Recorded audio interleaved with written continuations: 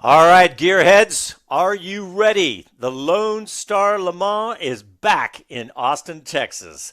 This is John Massengale out at Circuit of the Americas live for the World Endurance Championship Lone Star Le Mans. Yes, the highest level of sports car racing is back in Austin. We are so excited. Jonathan Green is going to try to join us, but he's got PA duties, so sitting in with me is a fantastic sports car commentator, Ryan Myrehn. Ryan, welcome to Speed City. It's great to be here. Longtime fan of what you guys do here at Circuit of the Americas and with Speed City. And man, it's so exciting to be here in Austin. Beautiful weather, great grid of cars. So much to talk about in the build-up to the return of the FIA WEC to Circuit of the Americas, first time since 2020. That's right, yeah. But we've seen it here since 2013, off and on. We had a nice little run from 13 to 17. And like you said, that little stint back in 20. But we've seen it all, Ryan, over the years. We've seen the cars change. We've seen some fantastic racing. We've seen some weather come and go. Today, though, I'm sitting here in the booth looking out the window. It looks fantastic. Blue skies with a little clouds. And who knows, maybe a hint of rain to stir things up a little bit.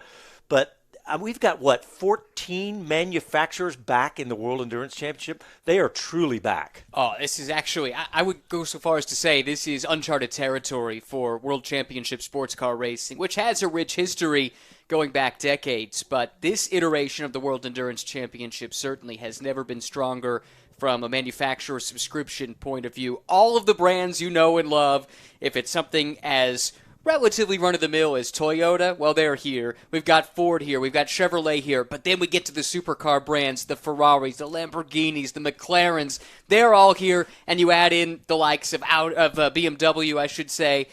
So many. Porsche, of course. So many great brands involved in sports car racing these days, and this series in particular is the pinnacle of sports car racing around the world. Yeah, it really is, and it's really special because yesterday we were watching the hypercars go around, and I was going, oh, I think that's my favorite one, the Ferrari. There's a Ferrari coming right by our booth right now. And then the BMW coming around. I thought, oh, that one's amazing too. And I think I did that with virtually every single car because you can feel the momentum. The series has momentum. All the manufacturers have momentum. It's really amazing. It is, and to see a top-class grid like this, yes, the LMP1 days, and look, I know we're getting deep into the anorak stuff here, but if you love sports car racing, you know what I'm talking about. The LMP1 hybrid was peak technology. Even F1 wasn't at the level of Audi and Porsche and Toyota, but cost became prohibitive. That class started to unravel, and it came down to basically just Toyota propping up the series with a couple of privateers for a few years there.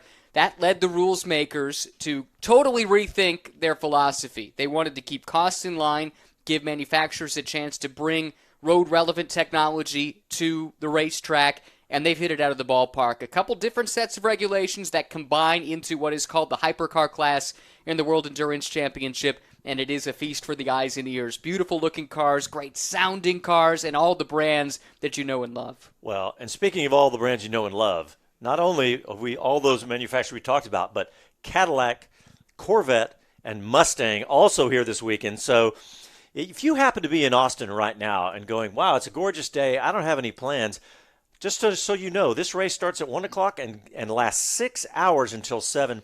Plenty of time to get out here and come and look for your favorite brand, whether it's any of the ones we just said. We may have missed a couple because McLaren, Lexus, Peugeot, Porsche, Toyota, I mean, you name it. And really, that's what is making this so exciting right now. And something you said about, all the different classes, right? Hypercar class.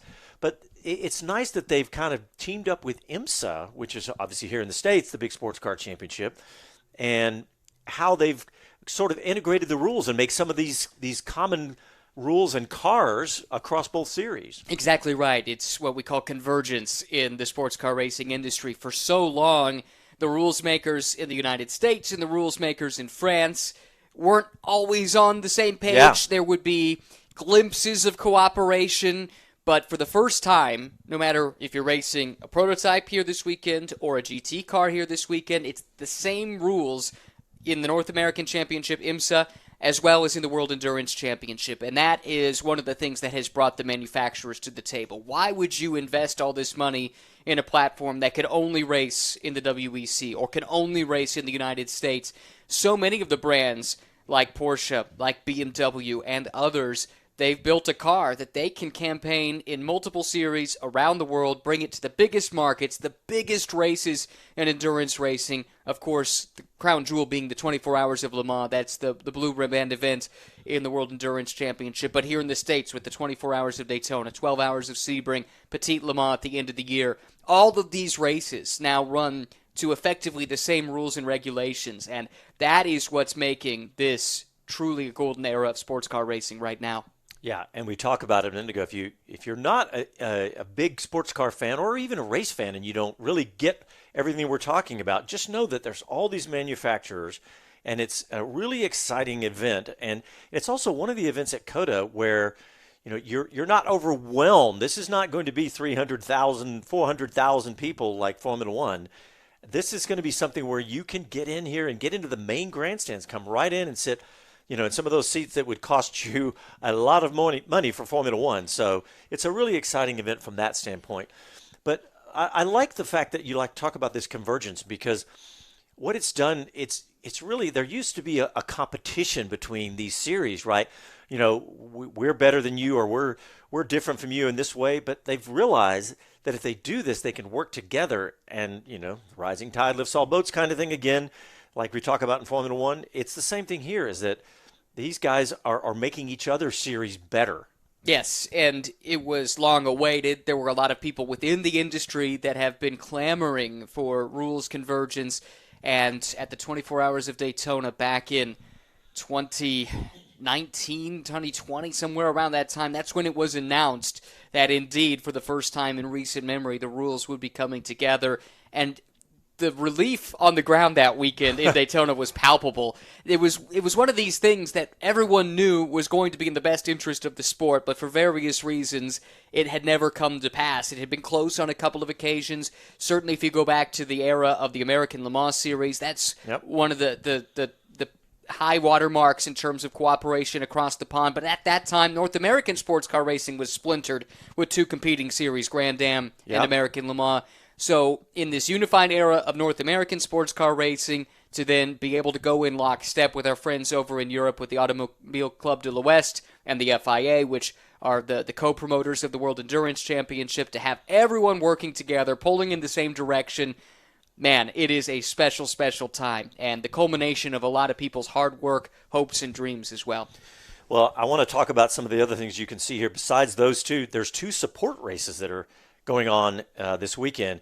In fact, all that racing is done, yes. Right? We've had the Ford Mustang Challenge and the Lamborghini Super Trofeo, but I want to talk about them because I want to start with the Ford Mustang Challenge, just because this is a series where, most of these race cars, they're pretty expensive, right? These race cars start at about $500,000 and go up from there very quickly. But the Ford Mustang Challenge came in this weekend, and I was blown away. And this is a series where you can get into a Ford Mustang race car for about $145,000. And I know that's a ton of money, but in the race world, you can. That's pretty inexpensive, and it is really well organized, isn't it? It is. And to your point about the cost, for a purpose-built turnkey race car straight from the factory, you don't have to do any work on it. It's ready to go when you take delivery. To be able to get your hands on that for less than $200,000. I mean, that's unheard of, especially for a car of that performance level. This is not an MX-5 Cup car. And look, I love MX-5s as much as the next guy. But look, this is a Mustang. It performs like a Mustang. It sounds like a Mustang. It's an awesome race car, and it's a great series. And it also speaks to Ford's commitment to sports car racing. They've been in and out. We've seen them with the Ford GT in the past. They've got a GT3 homologated Mustang that's going to be racing in the World Endurance Championship race coming up later on today. But this is more at the grassroots level to help cultivate talent, bring them through the pipeline, and next thing you know, some of the stars of the future, hey, we might have seen them on the track earlier today in Mustang Challenge. That's exactly right. And that's the one thing that we've seen over the years at COTA. We've seen some young drivers come up through the ranks, and this Ford Mustang Challenge is a great place for that. And we'll get into some of the the other details of that in another segment. But I want to talk about Lamborghini Super Trofeo because I got to sit with you guys and do the commentary on that race yesterday afternoon, race 1, and race 2 we just finished up. But that was so cool. I mean, we're talking, how many was it, 43 Lamborghinis out there? So that was a pretty crazy thing that just happened. Ryan just had a cricket in his headset. I'm so sorry. Well, this is amazing, actually. We'll get back to Super Trofeo in a moment. But yeah, I put the headset on, and I thought there was something going on in my left ear, and I just took the headset off. Sure enough, there was a giant cricket that had been sitting in there. Not the first bug-related encounter for someone on site here this weekend. Mick Schumacher of Formula One fame. In qualifying yesterday, he had a wasp in his cockpit that actually landed on his helmet visor. He had to open the door of his car to get the wasp out. It actually got him a reprimand from race control. You don't really want to open your door up at speed, but I can empathize now. That was pretty crazy, actually, watching that happen. I just checked mine, too, because I was freaking out. But I think I held it together pretty well. You did, pretty good. Back to Mick Schumacher, though. We saw this yesterday. We had no idea what he was doing. Right. We were all going, why is he raising his door? You know, what would you call that door? A gull wing style door. Correct. And he was raising it, you know, on the racetrack. And I was like, that is not okay. He wasn't at speed, but still, and now we know why, because he had a wasp in there. Yeah, I can really feel for you now, Mick. And he was just sitting outside of where we're broadcasting from right now. I kind of want to go out and tell him, hey, I know what you were going through yesterday. Okay, now is your I'm glad it was a cricket, not a wasp, though. Yes, that's very true.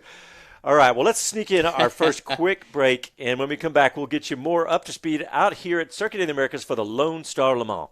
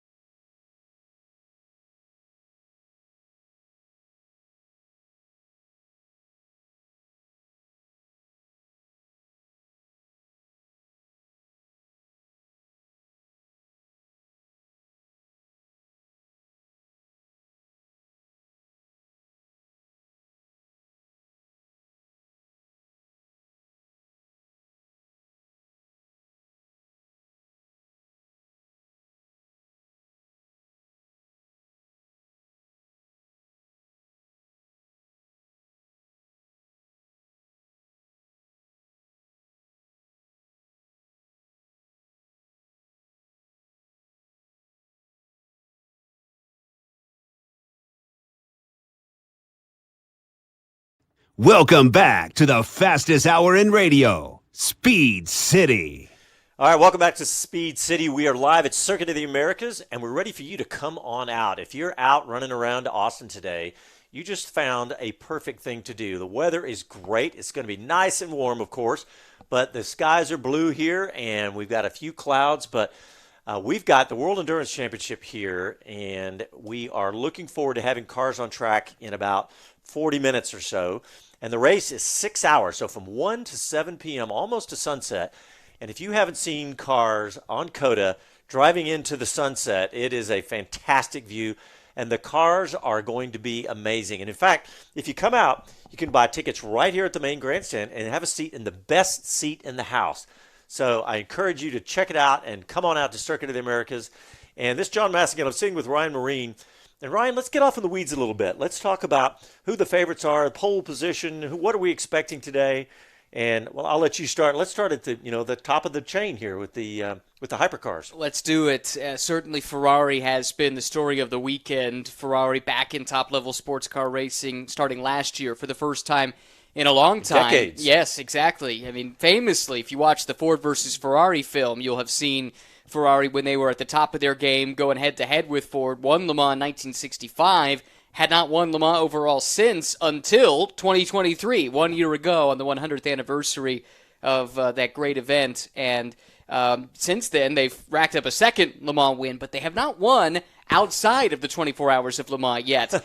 That could change here this weekend, though, because they locked out the front row here at Circuit of the Americas. 3 out of the top 5 on the starting grid are Ferraris, and it's definitely the scuttlebutt within the paddock is that they've got the package to beat. We kind of had a sense of that when they came and tested here earlier in the summer, and that's the way it's played out thus far. Really strong across the board, but as we know, long race. If we have some weather, that's caught Ferrari out earlier this year, so some things certainly can happen, but they are the heavy favorites coming into the race. Yeah, and that is, I mean, really, it's storybook when they came back in and won Le Mans.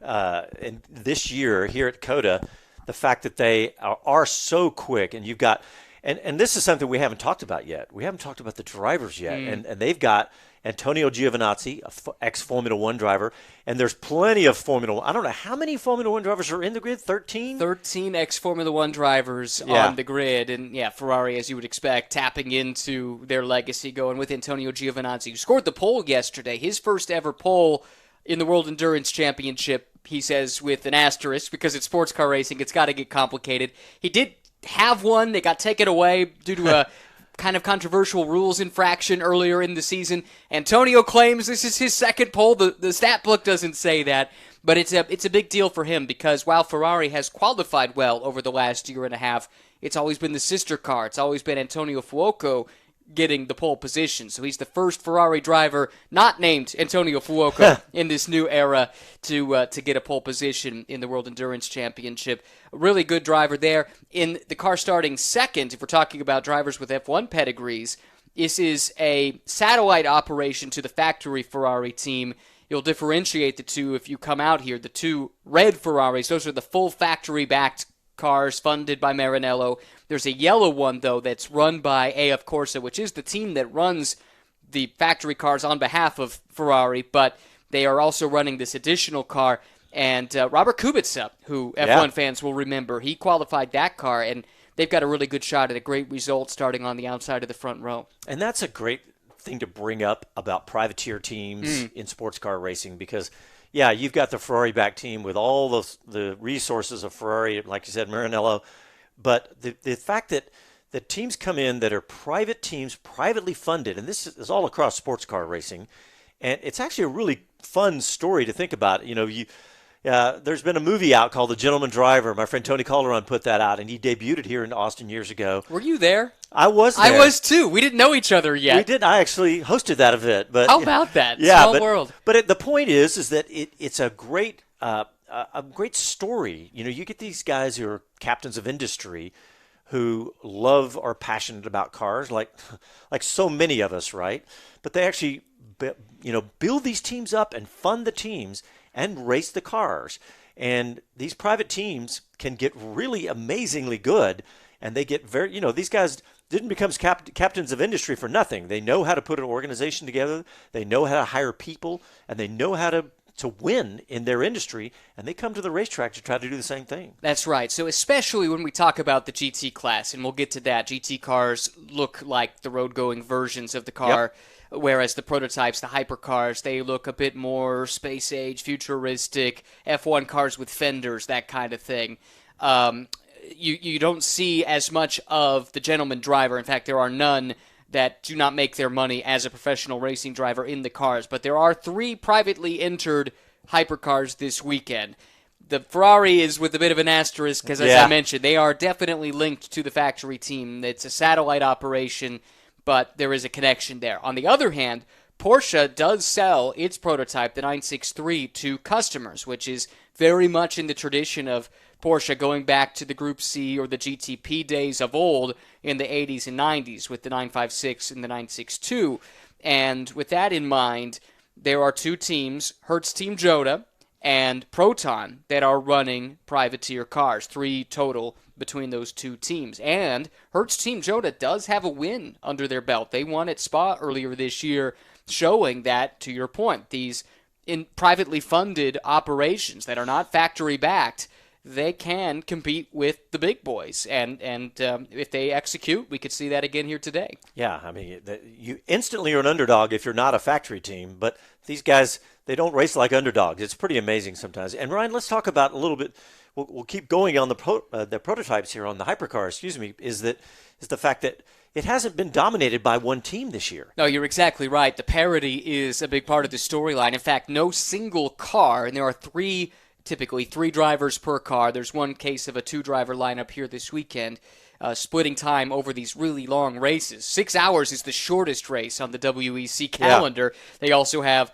10 and 24-hour races, including, of course, the 24 hours of Le Mans, so you need the extra manpower to help get you through those long races. But to your point, in the prototype class, the hypercar class, no 2 or 3 driver crew has won multiple races yet this year. 5 different winners through 5 races, and it could very well be 6 for 6 here today. Yeah, it's funny. We've gotten some parity back into Formula One this year right. after last year, and the World Endurance Championship is doing an even better job at this. But so what else in the hypercar class do we need to talk about before we move on to any other classes? I think a couple things to keep an eye on are some of the teams that are in the fight for the World Championship, right? And that starts with Porsche Penske. You know the name Penske if you're a motorsport fan. It is the Roger Penske that runs this operation. The North American base is in Mooresville, North Carolina, but they've got a shop in Europe as well that campaigns their cars in the World Endurance Championship.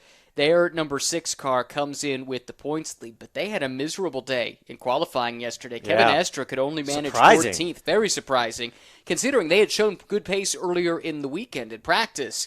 So we'll have to see if that car can come forward. But for them, I think they're thinking damage limitation. Same story for the Toyota, a long-standing team in the World Endurance Championship. Lots of success in recent seasons, but their best-placed car barely made it inside the top 10, with Kamui Kobayashi, another former Formula One driver there, who qualified 9th. So those teams, they might not be going for the outright win. It doesn't seem like their package is quite as strong here compared to other tracks earlier in the schedule. But watch for them to try different strategy, to try to limit the damage, and stay in contention with just a few races left in the season. Yeah, both Toyota and Penske, they're going to be digging through the Penske files to see if they can find the answers to the problems. So anything else before we move on GT3? I guess I'd finally say, who could some of the underdogs be that could upset the apple cart? And we talked about the privateers a little, but I would say, too, a few teams that have not had great seasons to this point have done well thus far this weekend. We'll start with the Alpine team, and Charles Malaysia, young French driver, really impressive to qualify inside the top 5 yesterday. The Alpine, in its first year of competition, has not been super strong. This could be a breakthrough for them. For BMW, this is the first year for this BMW M Hybrid V8 in the World Endurance Championship. And for the first time ever, they have both cars starting in the top 10. They have not done that all season long. They think they could be fighting for the scraps, maybe at the back end of the podium, certainly in the top 5, and that would be a big boost for them here today. You know, and I've been saying something, classes, because there used to be so many different classes, but it's not the same way in WEC anymore. No, it's simplified, and I, for one, am grateful because it's my job to try and explain this stuff. And sports car racing, by its nature, is complicated and convoluted, but it is easier than it's ever been to follow because there are 2 classes that run the full season. Hypercar, the prototypes we've been talking about, and LMGT3, as it's called. And these are more or less the same GT3-style cars that you would see racing in the GT classes in IMSA, in SRO GT competition around the world as well. GT3 is as popular globally as any rule set in motorsports, period. You can run these cars in this championship. You can run in multiple series in the U.S. You can run them in Europe, in Australia, in Asia. You name it, there's probably a championship somewhere around the world where you can run. And that's one of the reasons so many manufacturers are involved in GT3 racing today. So those are the 2 classes, a race within a race. The GT cars won't be fighting for overall honors, but how they interact with one another over the course of the race can make a huge difference. Traffic from different classes is crucial in any type of multi-class sports car racing. Why don't we run down the standings for Hypercar and then GT3? Because, like we were saying earlier, it has been parity. There's been a lot of parity.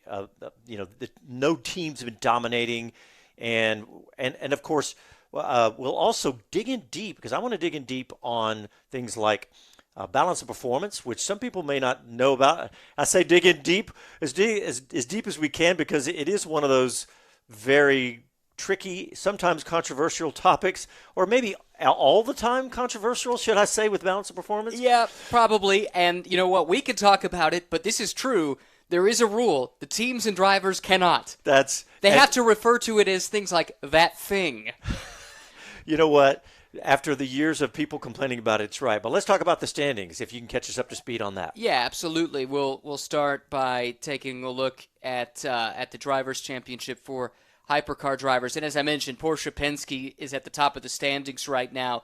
The three drivers in their top car. Andre Lauderer, a name that sports car racing fans are certainly familiar with. He's been teaming up this year with Kevin Estre, French driver, and Laurens Vanthoor, a Belgian driver, and they've had a remarkable season. Started the year with a win in the first race at Qatar, backed that up with strong performances at Imola and Spa, and then again a pretty good performance at Le Mans. And they come in here with a substantial 19-point lead in the championship over Antonio Fuoco, Miguel Molina, and Nicholas Nielsen, the Le Mans winners from earlier this year for Ferrari. But they start fifth today, so they didn't qualify quite as well. But the good news for them, their championship rivals did not qualify well either. Then you get to the first of the Toyotas that have had a good year thus far. Kamui Kobayashi, Nick DeVries, ex-F1 driver, and Nicholas Nielsen I guess it's just those two. That's right, because Mike Conway was not with them at Le Mans, so he's on a different points total. That's an iconic name in Toyota racing right there, Mike Conway. It is. He made his Toyota debut here, in fact, that's right. 10 years ago. So he's got great history here. Those are the top three lineups right now in the points. Any discussion about the championship really comes down to those three, and this weekend could go a long way to determining who ends up as a world champion at the end of the season. That's fantastic. Well, let's go and take a quick break, and when we come back, we'll talk more about the Lone Star Le Mans right here live at Circuit of the Americas.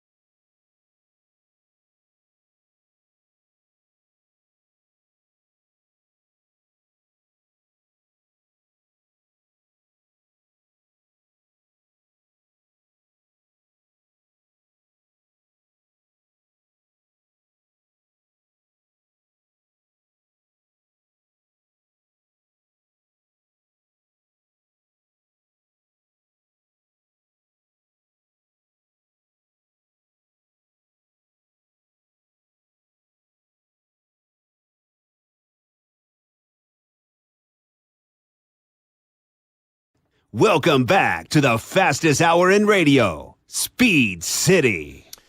All right, welcome back. We're live at Circuit of the Americas for the Lone Star Le Mans. The FIA World Endurance Championship has come back to Austin, where they've been several times over the years, but they brought the highest level of sports car racing back here to Austin for the Lone Star Le Mans. And we are live, and we're hoping to see some cars on track in about 30 minutes is when the race will start. And if you are in Austin, feel free to come on out because this is a 6-hour race. If you haven't made your plans for today, come on out because you can get fantastic seats right here in the main grandstands. All right, this is John Massengale. I'm with Ryan Myrehn. Ryan, I want to talk about the GT3 class because the cars that you'll see in this class are going to look a lot like the car you may come out here to Circuit of the Americas in, because we've got all the brands and names that you know and that you may be literally driving as we speak. Because we have out here racing today, and all these different classes are Alpine, Aston Martin, BMW, Cadillac, Corvette, Ferrari, Ford, Lamborghini, Lexus, McLaren, Peugeot, Porsche, Toyota. I may have missed one or two, but that's a pretty good list. So if somebody's actually driving around right now in a BMW or a Cadillac or whatever, and they come out, they're going to see a car that looks a lot like theirs, and they're going to have a team to root for instantly, right? And to me, I get excited about this because I'm a big road car guy, and have a long history with Corvette, and I got to interview Ben Keating.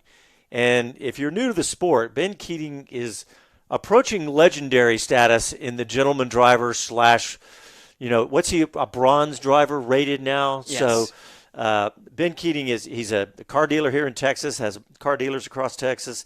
Super fantastic guy, but also an amazing race car driver. Yeah, came to it late in life. It was one of those stories where his wife bought him a track day as a gift, and who knew that it was going to lead to an obsession. And he's been racing and winning at a high level around the world ever since. It's one of the cool stories about GT racing. As we talked about earlier, you get the private teams, you get the amateur enthusiast drivers as well, like a Ben Keating. And in the World Endurance Championship, by regulation, the teams must be private teams, and they must include an amateur, non-professional driver. That is part of the regulations. You mentioned the bronze thing, and if you're wondering what that means, the FIA, which is the global governing body for motorsport, think FIFA for soccer, well, same thing, FIA, Federation Internationale d'Automobile, right, is the international governing body for motorsports. And they have a comprehensive list of thousands of drivers from around the world, and based on their level of experience, what they've won, what their age is, things like this, there are a bunch of different criteria. They will assign a grade to the driver from platinum at the highest down to gold, silver, and bronze. Bronze indicates that you are most likely an amateur, you are someone who has a different profession, but have a level of competence to the point where you can have a racing license to compete at a high level. Sometimes you will have former professional drivers graded as bronzes because of age restrictions, basically. In fact, our pole sitter for today's race in LMGT3 falls into that category.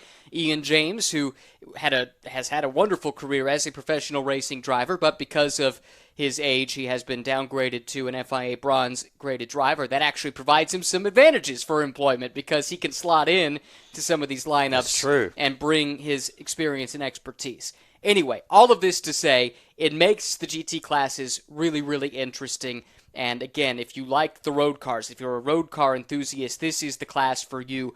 All of these GT3 cars, they roll off, at least the chassis does, off the same assembly line as the cars driving on the street of the same make and model.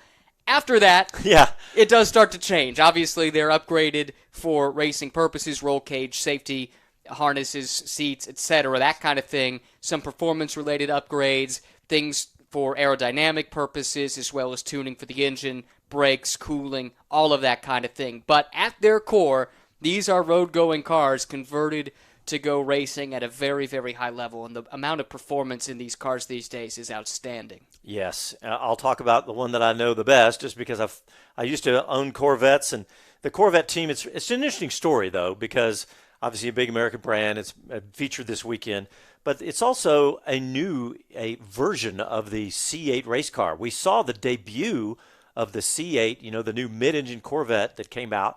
We saw the debut of that back in 2020 when the Lone Star Le Mans was back here in Austin. But this year they've got that was a C8R. This year it's the Z06 version of the race car. It is the Z06 GT3R. So the previous version you allude to was built to an older set of rules, which we won't get into. But basically GT3 has supplanted that as the rule set de rigueur around the world at this stage. It's a wonderful race car, though. 5.5 liters, powered by a naturally aspirated V8. And its engine, actually, we talk about the relation to the road car. It's derived from the production Z06. In fact, 70% of the parts in the race car engine are the same as the road-going Z06, which is really neat, and it speaks to the crossover track to road and vice versa that we see in GT3 racing. The other element of GT3 racing is, by regulation, the manufacturers must produce a certain number of these race cars in a year to sell to customers. In the past, that Corvette you mentioned, that was run by the factory. It was not sold to customer teams. So if you wanted to race it, you basically had to be employed by GM to race that car. Not anymore. And really, this is something new for GM to offer a customer GT car like this. And the team campaigning it here this weekend is a British team, TF Sport, that has had a ton of success over the years, primarily with Aston Martin, but they've got that opportunity to get their hands on one of these Corvettes, and it's been a really good weekend for them so far. That was big news for Corvette when it was announced that they were going to offer the C8 GT3 Z06 car outside of a factory-run team. So that was a big headline. But I mentioned Ben Keating. He's going to be driving a Ford Mustang. Correct. And by the way, this is the first time Ben has been in this car. Was free practice 1 a couple of days ago, and he's looking pretty good, isn't he? He is. He qualified inside the top 10, which was remarkable. Yes. When you consider everybody else basically has been doing a full season. There was a seat open this weekend. The full season driver, Giorgio Rota, was unavailable. And so team boss Christian Reed, who has raced against Ben a lot over the last few years, gave him a quick call and said, hey, I know you're local. I know you're in Texas. You're probably going to be at the track anyway. Any interest in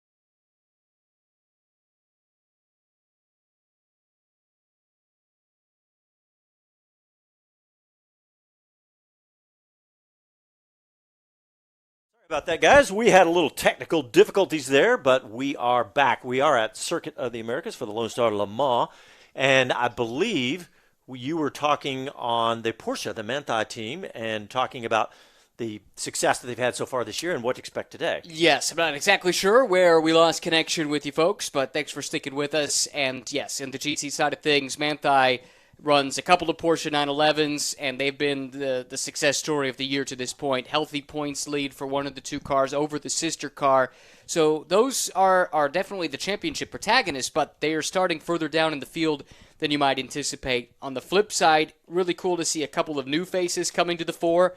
We've got our fifth different manufacturer starting on pole this year with Aston Martin. Ian James scored the pole position yesterday in the first for him in World Endurance Championship competition. We'll see if they can keep that car up at the front. That's certainly one of the cool stories. But for me, it's all about the Corvettes and the Mustangs racing on home soil. Well, there's also one other cool story because Here in Austin, there's probably a lot of MotoGP fans, new and old. True. And there's a name, if you're a MotoGP fan, that you might recognize, Valentino Rossi. Yes, that one, the 9-time world champion in motorcycle racing, is a four-wheel racer now. He is. He's been doing this for a few seasons. He's had some success with it as well. Won a couple of races in some other GT series around the world in recent years, but driving a BMW for the same WRT team that runs the prototypes as well. They're a busy bunch, but really cool to see him make that transition, and neat to hear him talk about the fact that his two-wheel experience here at COTA, he thinks it's going to help him this weekend on four wheels. It's helped him get up to speed a little bit quicker, and to this point, he's enjoying the experience, flocked by fans everywhere he goes. Oh, yeah. The WEC store out here, the World Championship store, is about 40% of Valentino Rossi gear in there, which is understandable. So it's probably 40% sold out. Yes, exactly. This is the first time he's been here on four wheels, because he was not racing back in 2020 in four wheels when the WEC was back here. But I can see why he would think that this would be an advantage. The fact that he knows this track pretty well, because I don't know how many times he raced COTA, but it was several years. Yeah, it was close to double figures. Amazingly, he's never won here. That is a big story for Valentino Rossi. The problem is that Marc Marquez was winning every year during the time that Rossi was racing here. Yeah, you would think, though, at some point along the way, he'd have found his way to victory lane. He's been close. He's been runner-up on a couple of occasions. But it would be neat to see some history. If he could do that, and if he could win here for the first time and have it be on four wheels. Wow. What a cool story that would be to tell. And speaking of the first time on track for him here in four wheels, the track itself, if you've been to COTA and you're a fan of COTA, you know the track's been resurfaced over the years, because, look, let's face it, we're now 12 years in at COTA. It seems amazing to say that, but 12 years in Circuit of the Americas Open back in 2012. The fact that these tracks occasionally need resurfacing. It's just a fact of, all racetracks. And we just had a pretty good amount of resurfacing down the front straight here. And if you include that, and there was some more done also, some other sections. Over the off season, I know there was a repave done from turn 12 to turn 2. Yes, and then if you count the last 18 months, I think something like 90% of this track has been resurfaced over the last year or two. Well, and usually it's the Valentino Rossis, the two-wheel guys, that are asking, please, can we smooth this thing out a little bit? Even the Formula One guys can get outspoken. I talked to the sports car folks, and it seems pretty smooth to them. They're not fussed by it at all. Yeah, well, we were watching the sports cars yesterday out on track. Well, actually, all of them. There are occasionally a few bumps still, and that's like every racetrack. And the sports cars seem to handle that just fine. Yeah, it is interesting, though. I guess there was some work done in between the test that was done out here earlier in the summer and then this weekend.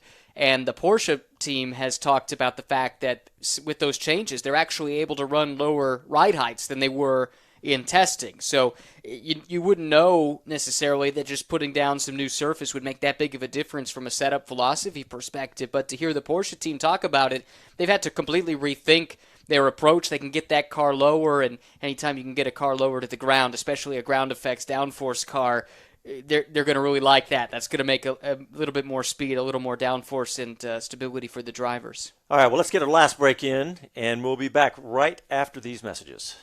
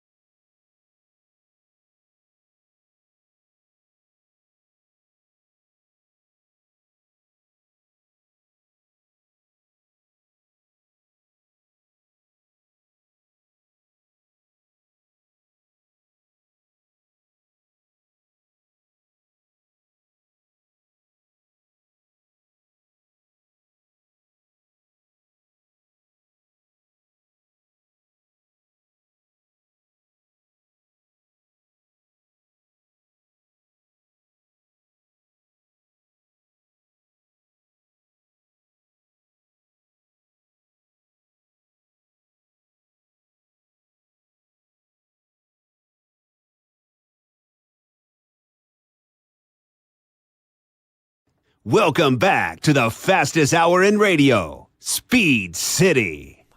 Welcome back to Speed City. We're live at Circuit of the Americas for the FIA World Endurance Championship Lone Star Le Mans. This is John Massengale with Ryan Myrehn.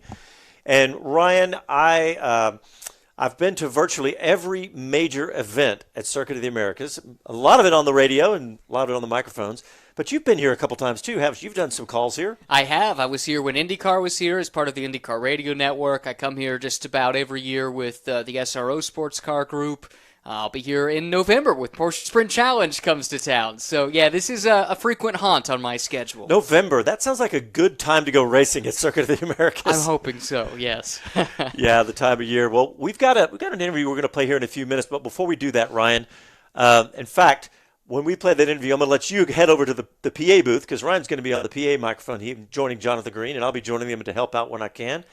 But why don't you give us any final thoughts about today, whether it's predictions or what to expect or just the excitement of the event? Well, it's a really special time to reiterate what we were talking about off the top.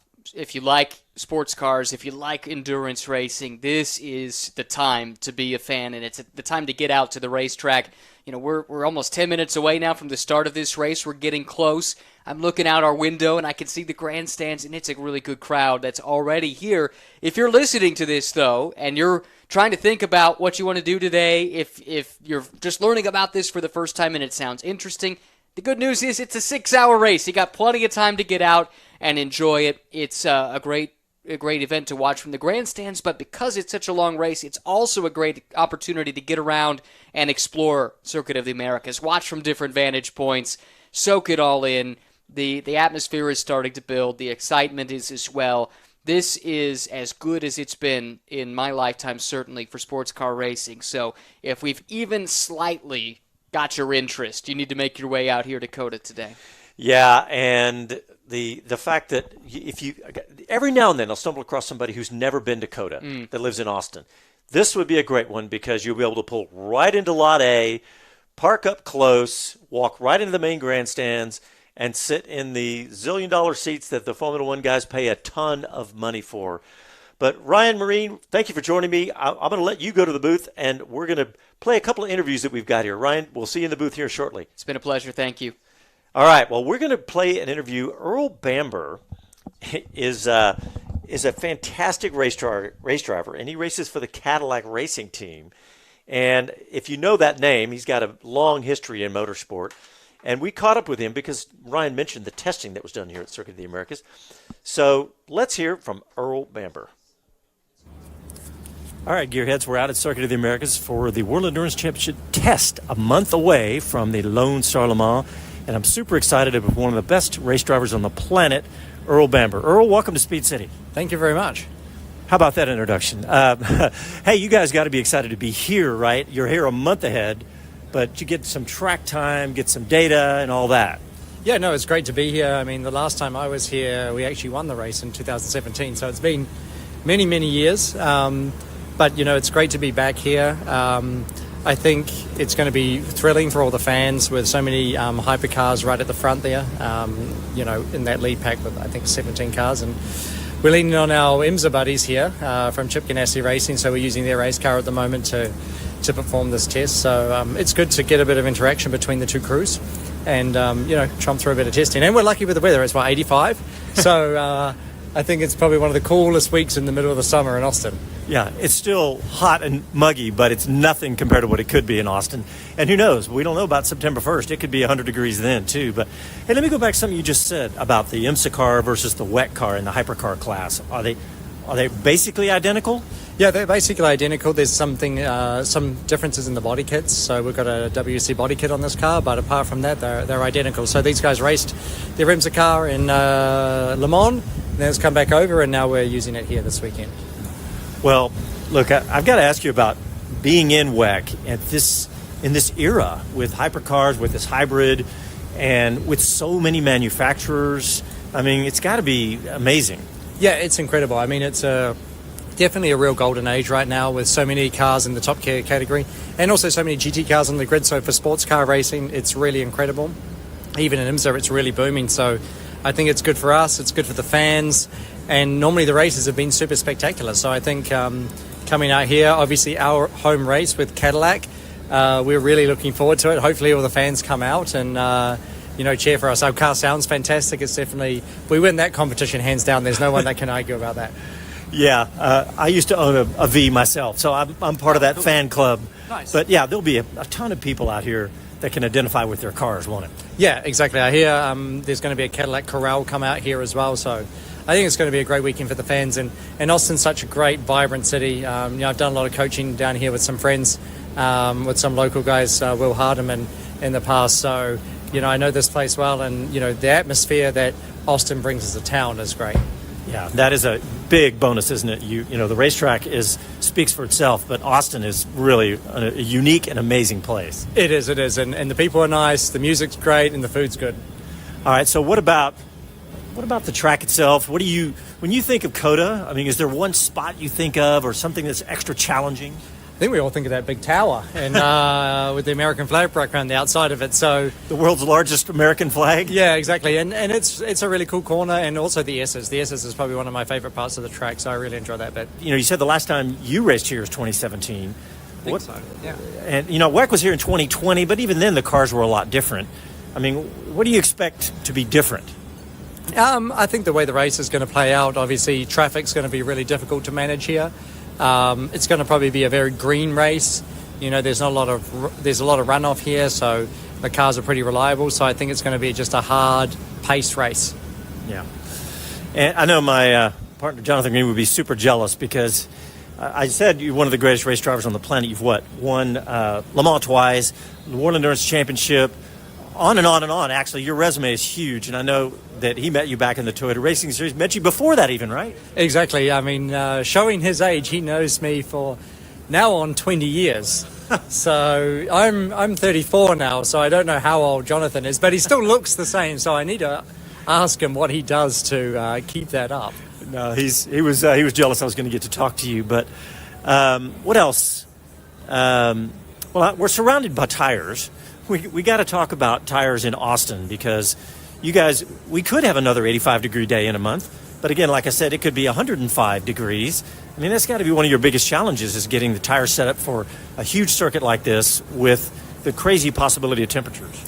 Yeah, that's what we're here to do. Obviously, we're here to test the different tire compounds and check out what's going on. So, we're going through that. We'll go through, do some long runs this afternoon. Obviously, in the WC, we're going to do double stints, so not just 1 hour, but 2 hours on these tires, and we're going to see how they hold up. Yeah, and we get to race into the evening here. Some of my favorite memories of COTA are World Endurance Championship at night, so that's going to be cool. Yeah, no, I think that's going to be cool. It's going to help us with the temperature as well, yeah. For sure. So we go a little bit into the night tonight, so see how that all plays out. Earl Bamber, thank you for coming on the show, and good luck with all your testing, and we'll see you in a month. Cool, thank you. All right, thanks to Earl Bamber for coming on the show in Cadillac. And we are still live at Circuit of the Americas. And I am looking out the booth, looking at the main grandstand, and all the way up to turn one. We have a really nice crowd. And if you are in Austin and you have not made your plans for today, this would be a fantastic day to come out to COTA and see the World Endurance Championship, the highest level of sports car racing. And right now on track, they're just hitting track. I've just seen a couple of Ferraris go by. There goes a BMW. There goes the Porsche. There goes the Alpine, and on and on and on. And we're talking from the hypercars, the prototype class cars, all the way down to the GT3s, Camaros, Cadillacs, Mustangs, you name it. There goes the Porsche 911s, the Corvette C8 GT3 Z06. It is a fantastic day here at Circuit of the Americas. We would love for you to come join us. But thanks, everyone, for tuning in. And please check us out at speedcitybroadcast.com. And if you want to come out to COTA, come now, get your tickets, and get up in the main grandstands. Thanks for tuning in. We'll talk to you soon.